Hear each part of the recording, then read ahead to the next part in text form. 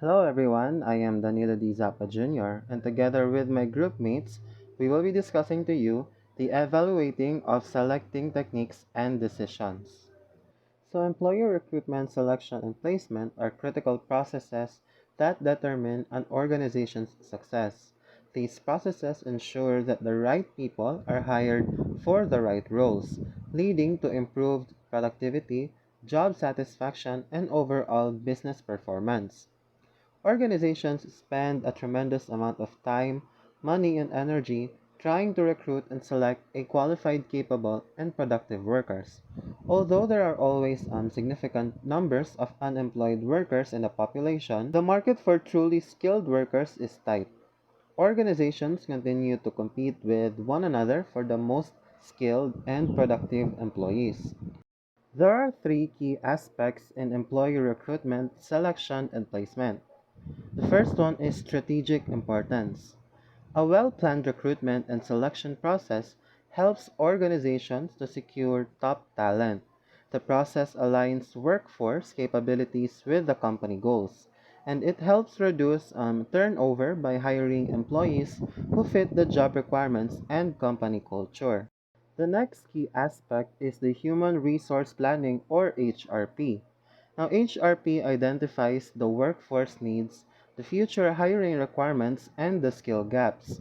It ensures a balance between labor supply and demand within the organization. The last key aspect is the role of HR in selection and placement. HR professionals coordinate the recruitment strategy, ensuring a diverse and competent applicant pool. They evaluate candidates using various selection tools like interviews, tests, and background tests. Employee placement ensures that individuals are assigned to roles that match their skills and experience. Let us now move on to HRP or Human Resource Planning. The human resource planning is the systematic process of identifying and addressing workforce needs. It is the process of forecasting an organization's future workforce needs and developing strategies to meet those needs. It ensures that the right number of employees with the right skills are available at the right time. The objectives of HRP is they align the workforce planning with organizational goals. They also reduce skill shortages or surpluses. Also, they improve employee productivity and job satisfaction. They also support diversity and inclusion initiatives, and they adapt to changes in the labor market and business environment. According to Cascio in 2003, there is one model of human resource planning suggests that companies need to focus on four interrelated processes: the talent inventory, the workforce force forecast, the action plan, and control and evaluation. The first one, the talent inventory, is an assessment of the current KSAO or the knowledge, skills, abilities, and other characteristics of the current employees and how they are used. It is the analyzing the existing employee skills, experience, and performance. It also identifies the gaps in competencies. Second one is the workforce forecast. It is a plan for future HR requirements.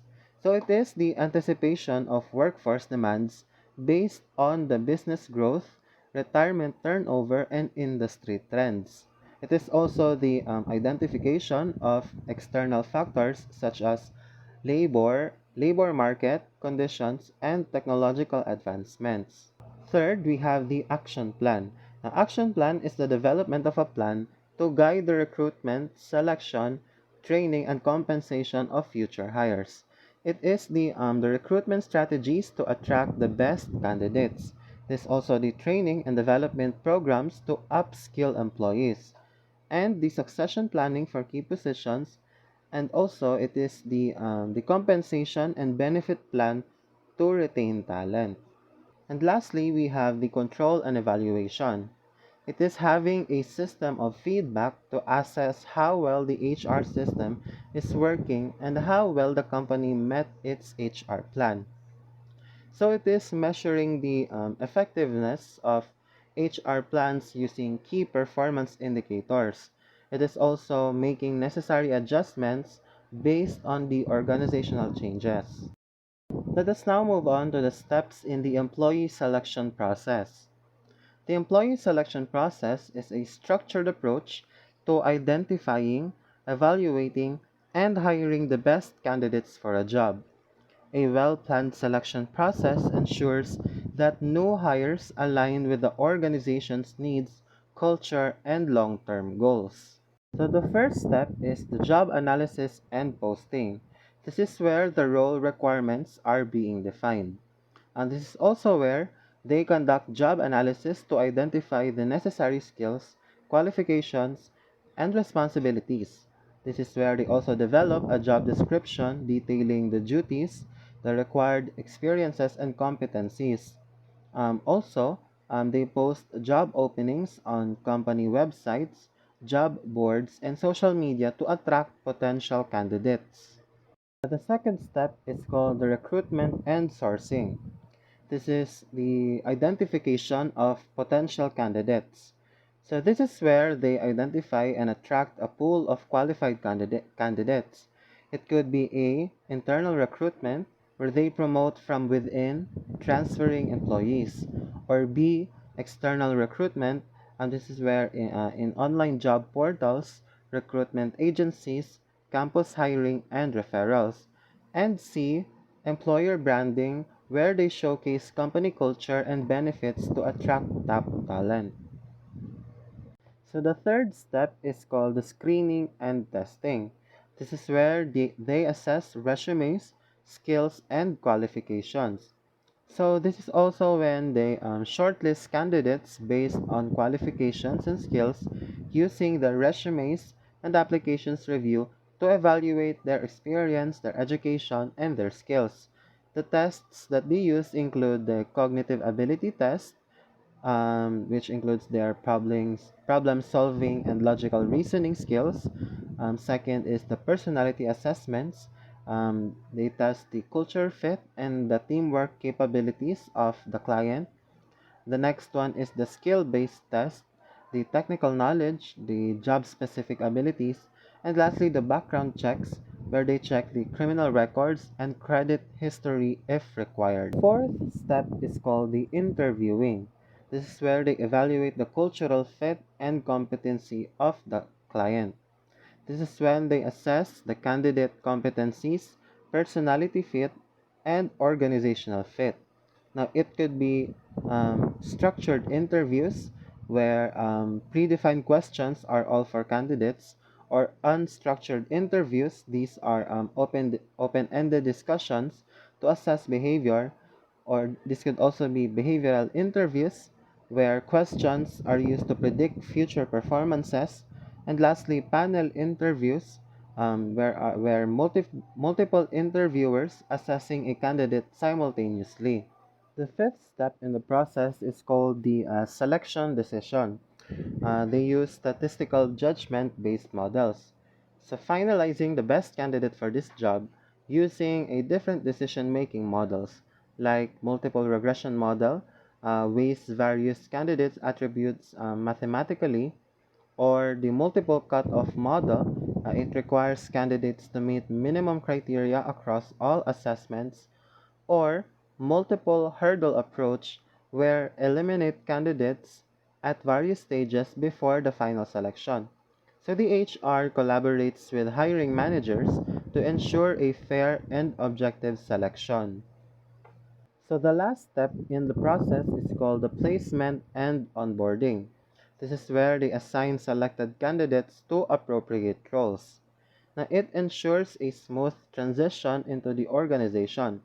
So they assign employees to roles that fit their skills and career goals. They conduct new hire orientation to introduce company policies and culture.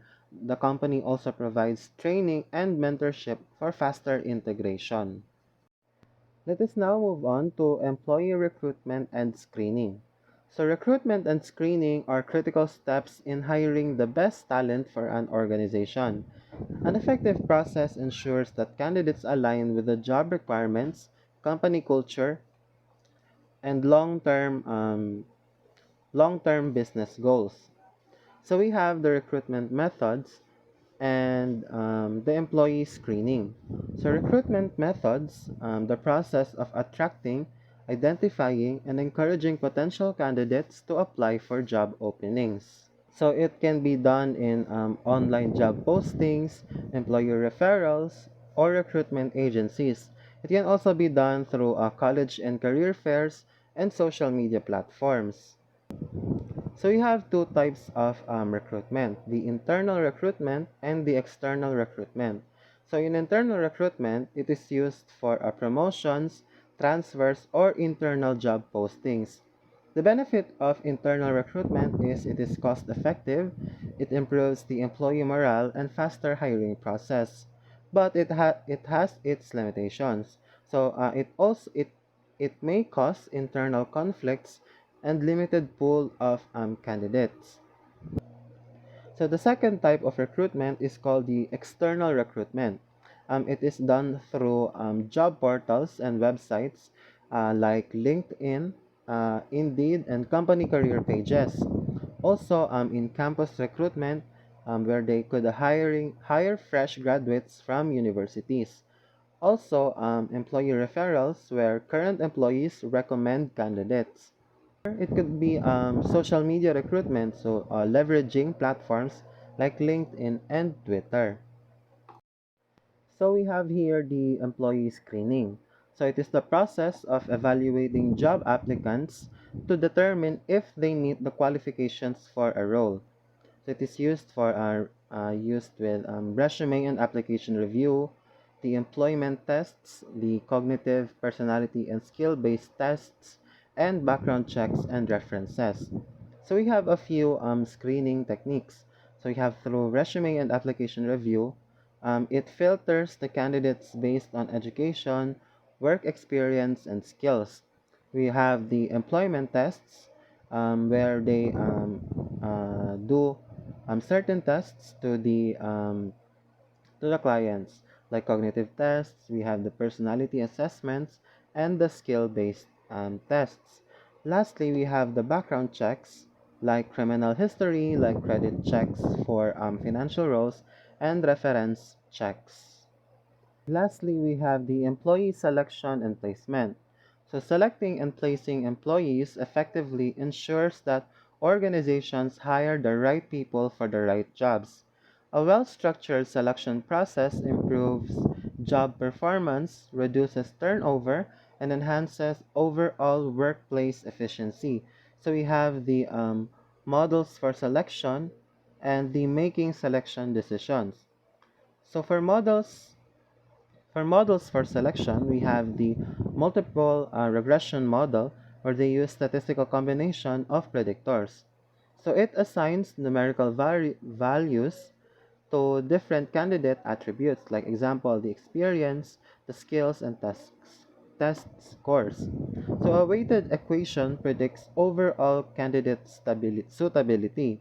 This is best for where multiple factors contribute to success. So the second model is called the multiple cutoff strategy.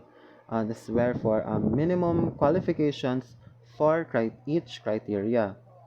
So candidates must meet minimum qualifications for each criterion. Example, test scores, interview performances. It eliminates candidates who will fall below any required threshold. So it is best for jobs with non-negotiable skills like pilots and medical professionals. So for last model, we have the multiple hurdle approach, where it is the sequential elimination process.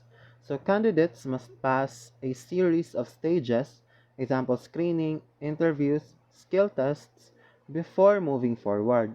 It prevents unqualified candidates from advancing early on.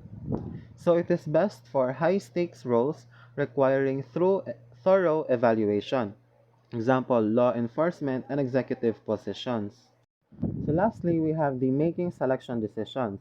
So once the candidates have been evaluated through various screening and testing methods, Organizations must make a final decision on whom to hire. Selection decisions should be systematic, objective, and aligned with the organization's goals and values. So we have here the balancing predictors, the skills, the personality, and the experience.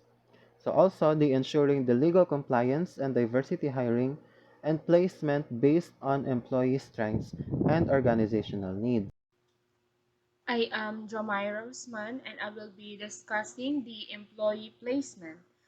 First, what is employee placement? It is about putting people in jobs where they fit best or feel comfortable. For example, if a company hires someone who is great at talking, they will put this candidate, or if we'll hire this person, they will not put him or her in a job where they cannot interact. So it would be best for them to be put in a, for example, in a customer service. So second, equal employment opportunity, or the EEO, in selection and placement. So EEO ensures that hiring decisions are based on skills and qualifications, not personal characteristics like gender or race. Like for example, in a company, they have two candidates for a job and they disqualified the other candidates because of its age or a gender, then that would be unfair. And next, the employee screening and assessment. So screening helps employers fit the best candidates by checking their background, skills, and qualifications. What does this mean? So, for example, if a company is hiring a driver, so they will check the background first of the candidates for the job to ensure that they are best fit for the job and they have a clean record.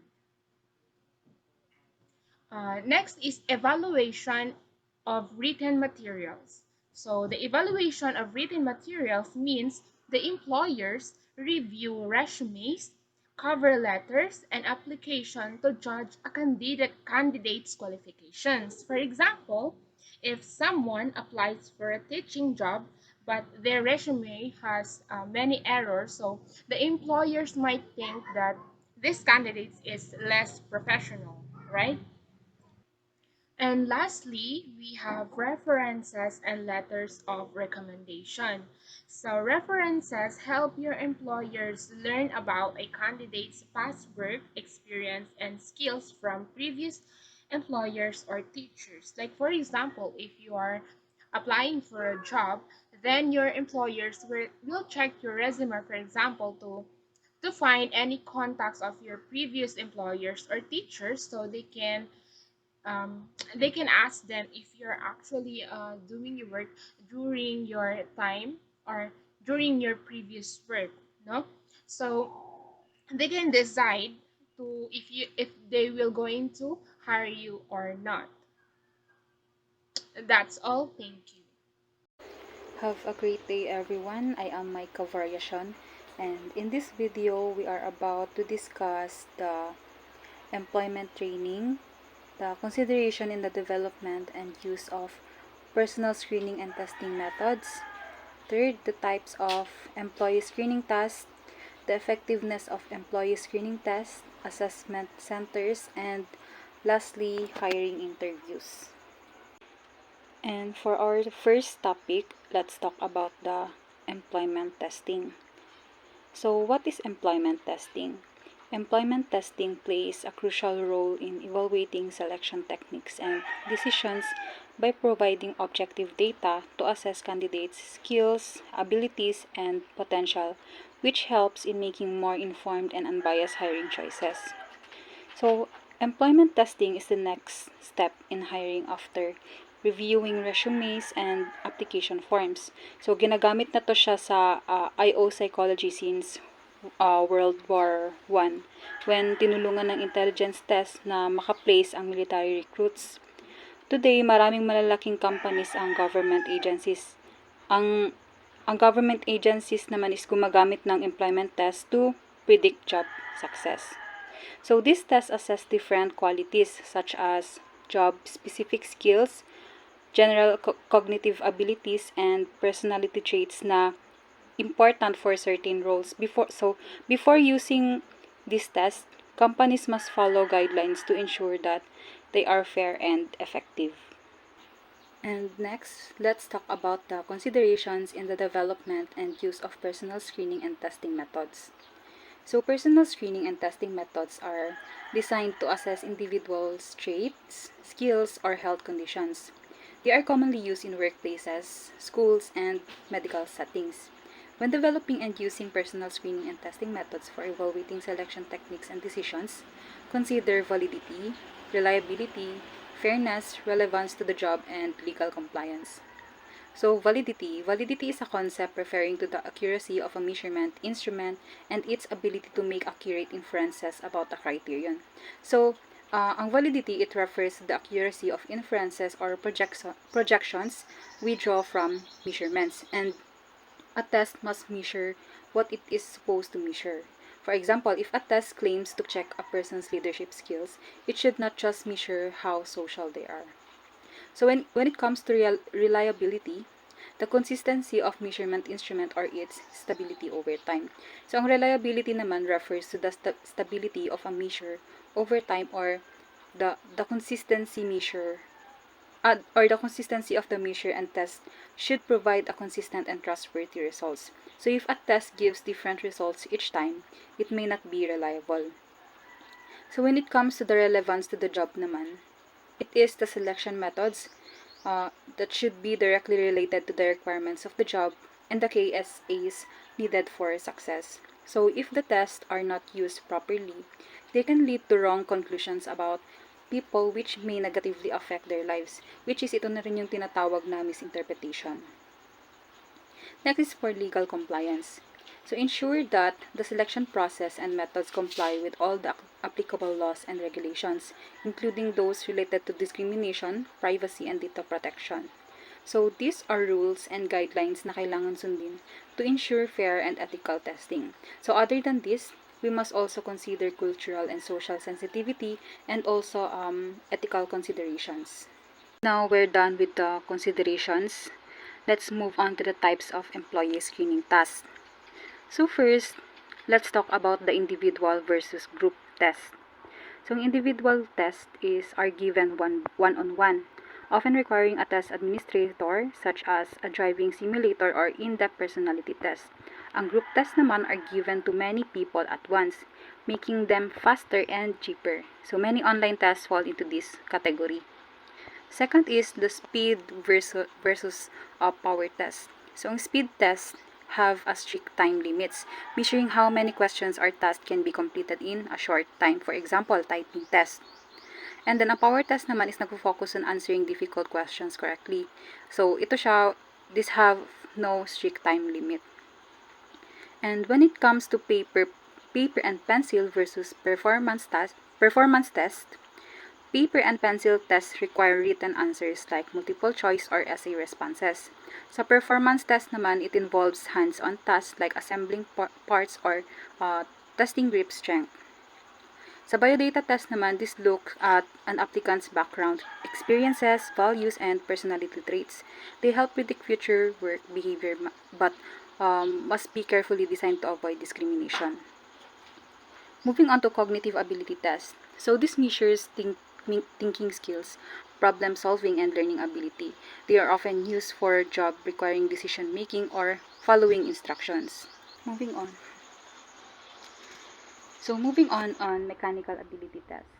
So this test understanding of mechanical principles and are useful for jobs involving machinery, engineering, or technical skills.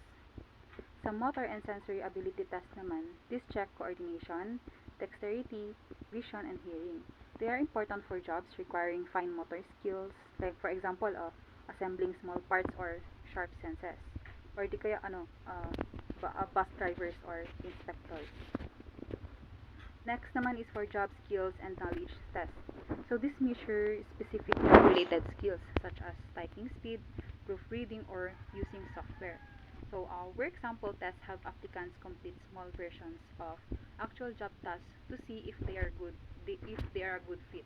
So, lastly, with personality test. So, this measure personality traits to see if someone's character matches a job. They help employers find workers who fit the job's demands. Some also assess emotional intelligence, which means it is the ability to understand and manage emotions. So, and it is useful for leadership roles. Now, tapos na tayo sa types. Let's move on to the effectiveness of employee screening tests. So, employee screening tests can be effective, especially when combined with other methods. However, their usefulness depends on how well they match job requirements and whether they apply to different work settings. So, a good test should work across different jobs and industries. For example, if a test predicts success for managers in a factory, it should also work for managers in a retail store. Some experts say that most tests work well across different settings, while others believe tests should be validated separately for each job. And a test is only useful uh, if if it measures skills directly related to the job. For example, a typing test is a strong predictor of success in clerical jobs because it measures an essential skill for the role. Next naman are the assessment centers. So what are the assessment centers? Assessment centers are structured programs where job applicants are carefully evaluated using several different tests and activities.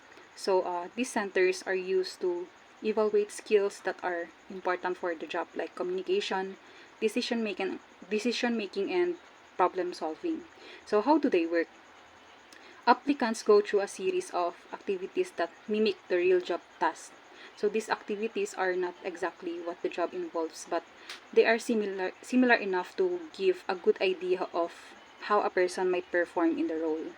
And lastly is for hiring interviews. A hiring interview is a common part of the job application process in the US. So it is used by companies to learn more about the applicants and their qualifications. However, if interviews are not done correctly, they may not be a good predictor of how well an applicant will perform in the job. And that's all for our presentation. Ma'am, sana panoorin mo ba, Mama?